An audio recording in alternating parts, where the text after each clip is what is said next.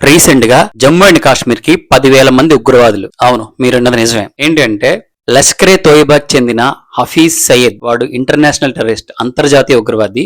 వాడు Lashkar e Taiba chief. So వాడొచ్చి train చేసి 10,000 మందిని ఉగ్రవాదులను పంపించాడని చెప్పి పాకిస్తాన్ కి చెందిన ఒక మత బోధకుడు, వాడి పేరు వచ్చి నఫీర్ మద్విన్. ఈ పాకిస్తాన్ చెందిన మత బోధకుడు ఈ నఫీర్ మద్విన్ అనేవాడు సో ఈ లష్కరే తోయిబాకి చెందిన హఫీజ్ సయ్యద్ వాడు వచ్చి 10,000 మంది టెర్రరిస్టులను జమ్మూ అండ్ కాశ్మీర్ కి పంపించాడంట. మొన్న ఆగస్టు 14న బల్వాన్ నగర్ లో పాకిస్తాన్ లో లష్కరే తోయిబాకి సంబంధించి ఒక ప్రోగ్రామ్ ఏదో జరుగుతుంది. అక్కడ పాకిస్తాన్ బోధకుడు వచ్చి ఇలా 10,000 మంది ఉగ్రవాదుల్ని ఈ హఫీజ్ సయ్యద్ అనేవాడు పంపించాడని చాలా గొప్పగా చెప్తున్నాడు. ఆయన వాళ్ళ మాతృదేశానికి చాలా గొప్ప పని చేస్తున్నట్టుగా ఆయన వర్ణించాడు ఆయన్ని. ఈ హఫీజ్ సయ్యద్ అనేవాడు భారత్ లో అనేక ఉగ్రదాడులకి ప్రధాన సూత్రధారి. ఆల్ ఖైదా, తాలిబాన్ వంటి ప్రధాన ఉగ్రవాద సంస్థల్లో వీడికి కనెక్షన్స్ ఉన్నాయి. సో వీడి చాలా కేసులు, చాలా ఉగ్రవాద దాడులు, ఇండియాలో జరిగిన ఉగ్రవాద దాడులకి వీడి మెయిన్ కారణం. ఇంకోటి ఏంటంటే 2005లో ఇంటర్నేషనల్ ఐక్యరాజ్య సమితి వచ్చి వీడిని ఇంటర్నేషనల్ టెర్రరిస్ట్ కింద ప్రకటించింది. అంతర్జాతీయ ఉగ్రవాద కింద 2005లో మన ఐక్యరాజ్య సమితి వీడిని ప్రకటించడం జరిగింది. 26/11 ముంబై దాడులు,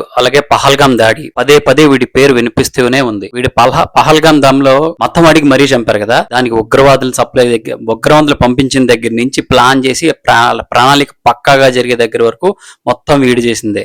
సో వీడికి already Jammu and Kashmir court కూడా నాన్ బెయిలబుల్ వారెంట్ అని ఇష్యూ చేయడం జరిగింది. బట్ వీడియో దొరకలేదు. వీళ్ళకి పాకిస్తాన్ మొత్తం వీడికి ఆశ్రయం ఇవ్వడం, వీడిని వెనకేసి రావడం చేస్తుంది. సో చూడాలి ఏం జరుగుతుందో. నాకు తెలిసి ఇటువంటిది జరగకూడదని కోరుకుంటున్నాను. Thank you.